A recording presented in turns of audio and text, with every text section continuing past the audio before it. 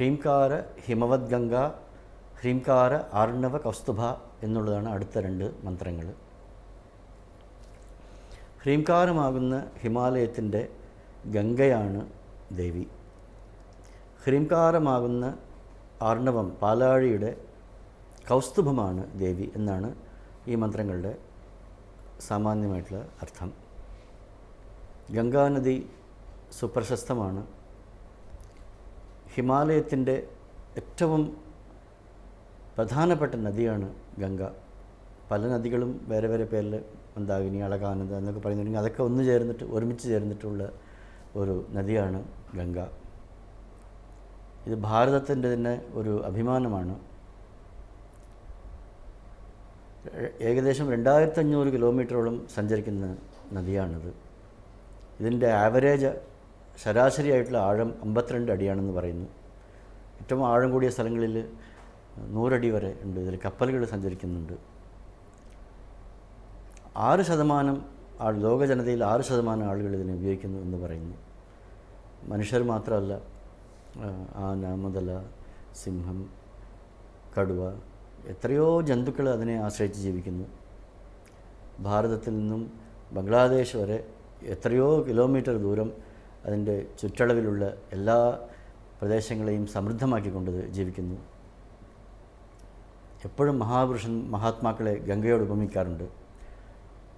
ചിലരൊക്കെ അതിൽ കുളിക്കുന്നു, ചിലരതിൽ വള്ളത്തിൽ കയറി സവാരി ചെയ്യുന്നു, ചിലർ ആ വെള്ളം കുടിക്കുന്നു, ചിലരത് പൂജയ്ക്ക് ഉപയോഗിക്കുന്നു, ചിലർ കൃഷിക്ക് ഉപയോഗിക്കുന്നു. അതിന് ഹിന്ദു എന്നില്ല, മുസൽമാൻ എന്നില്ല, ക്രിസ്ത്യാനികളെന്നില്ല, മനുഷ്യരെന്നില്ല, മൃഗങ്ങളും കൂടി അതിനെ ആ വെള്ളത്തെ ഉപയോഗിക്കുന്നു. ഒരു കരയിലുള്ളവർ അതിനെ കുളിക്കുന്നു, ഒരു സ്ഥലത്ത് വേറെ സ്ഥലത്ത് അതിനെ കുടിക്കാൻ ഉപയോഗിക്കുന്നു. അപ്പോൾ അതുപോലെയാണ് സാധനാക്രമങ്ങൾ. എല്ലാ മതങ്ങളും ഒരേ സത്യത്തെയാണ് അന്വേഷിക്കുന്നത്. അപ്പോൾ ഹിമാലയത്തിൻ്റെ ഏറ്റവും പ്രധാനപ്പെട്ട ഒരു വസ്തു എന്ന് പറയുന്നത് ഗംഗാ നദിയാണ്. ഹിമാലയത്തിൻ്റെ ഏറ്റവും പ്രാധാന്യം അതിന് മാത്രമേ ഉള്ളൂ. അതുകൊണ്ട് ഹ്രീംകാര സാധനയുടെ പ്രാധാന്യം എന്ന് പറയുന്നത് ഗംഗാനദിയെപ്പോലെ പരാശക്തിയെ പ്രാപിക്കലാണ് എന്നുള്ളതാണ് ആദ്യത്തെ മന്ത്രത്തിൻ്റെ ചുരുക്കത്തിലുള്ള അർത്ഥം. ഹ്രീംകാര ആർണവ കൗസ്തുഭ. ദേവന്മാരും അസുരന്മാരും കൂടി പാലാഴി മഥനം ചെയ്തു.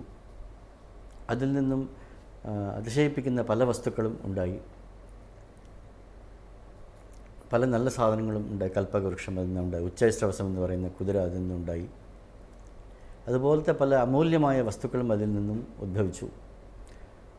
അതിൽ 14 തരം രത്നവിശേഷങ്ങളുണ്ടായി എന്നാണ് പറയുന്നത്.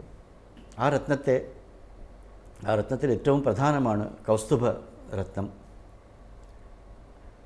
അത് എവിടെയുണ്ടോ അവിടെ ഐശ്വര്യലക്ഷ്മി കുടികൊള്ളുന്നു.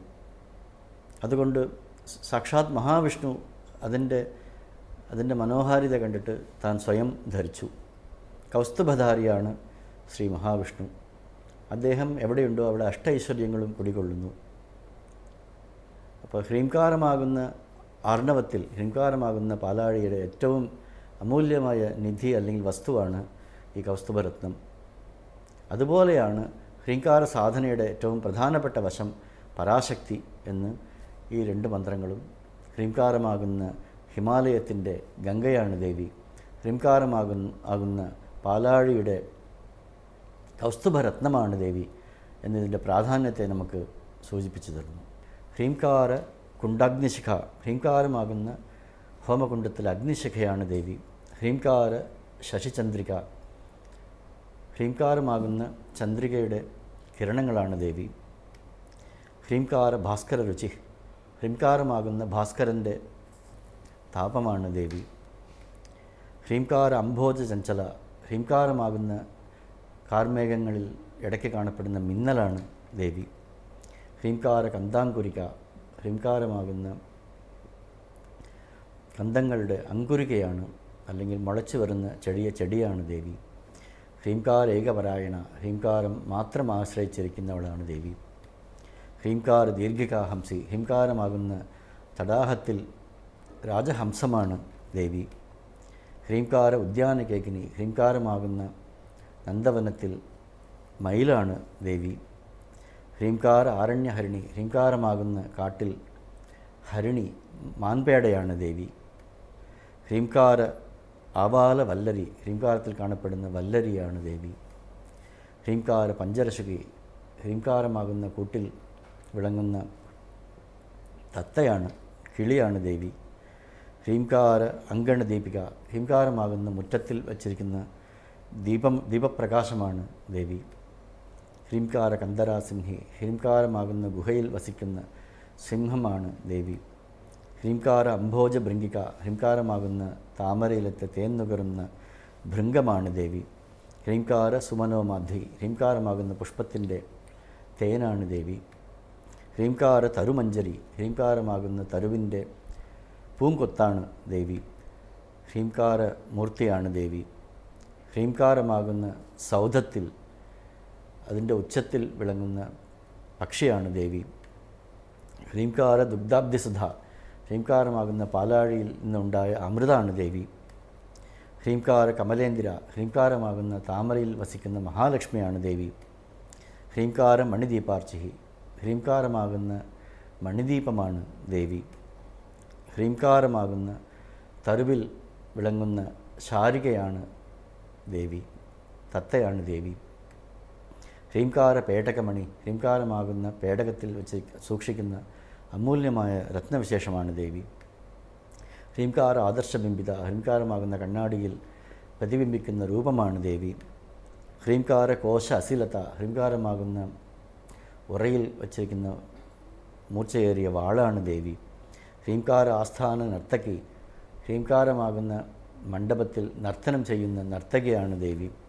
ഹ്രീംകാര ശുക്തികാമുക്താമണി, ഹ്രീംകാരമാകുന്ന മുത്തുച്ചിപ്പിയിലുള്ള അമൂല്യമായ മുത്താണ് ദേവി. ഹ്രീംകാരം കൊണ്ട് അറിയപ്പെടുന്നവൾ, ഹ്രീംകാരമാകുന്ന സ്വർണ്ണമണ്ഡപത്തിൽ വിളങ്ങുന്ന പവിഴം കൊണ്ടുണ്ടാക്കിയ മൂർത്തിയാണ് ദേവി. ഹ്രീംകാരമാകുന്ന വേദത്തിൻ്റെ ഉപനിഷത്താണ് ദേവി. ഹ്രീംകാരമാകുന്ന യാഗത്തിൽ കൊടുക്കുന്ന ദക്ഷിണയാണ് ദേവി. ഹ്രീംകാരമാകുന്ന നന്ദവനത്തിൽ കൽപ്പകവല്ലരിയാണ് ദേവി. ഹ്രീംകാരമാകുന്ന ഹിമാലയത്തിൻ്റെ ഗംഗയാണ് ദേവി.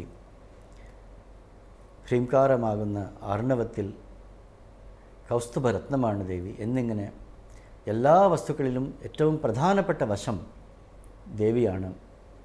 ദേവിയാണ് ഹ്രീംകാര മന്ത്രത്തിൻ്റെ സർവസ്വം. ഹ്രീംകാര മന്ത്ര സർവസ്വ, ഹ്രീംകാര പരസൗഖ്യത. ഇതാണ് ഹ്രീംകാര പരസൗഖ്യത എന്നുള്ളതാണ് ശ്രീ ലളിതാ ത്രിശതിയുടെ അവസാനത്തെ മന്ത്രം. പരാനന്ദത്തെ, പരമാനന്ദത്തെ, ശാശ്വതമായ ആനന്ദത്തെ, ഈ പരമാത്മാവിനെ അനുഭവിക്കുന്ന കൈവല്യ അനുഭൂതിയെ ദേവി നമുക്ക് നൽകുന്നു എന്നുള്ളതാണ് ഹ്രീംകാര പരസൗഖ്യത എന്നുള്ള മന്ത്രം സൂചിപ്പിക്കുന്നത്. ഈ മന്ത്രം കൊണ്ട് എല്ലാവർക്കും പരമാനന്ദം, ഈ മന്ത്രപാരായണം കൊണ്ടും ഹ്രീംകാര മന്ത്രത്തിൻ്റെ ഉപാസന കൊണ്ടും എല്ലാവർക്കും പരമമായ സൗഖ്യം ലഭിക്കട്ടെ.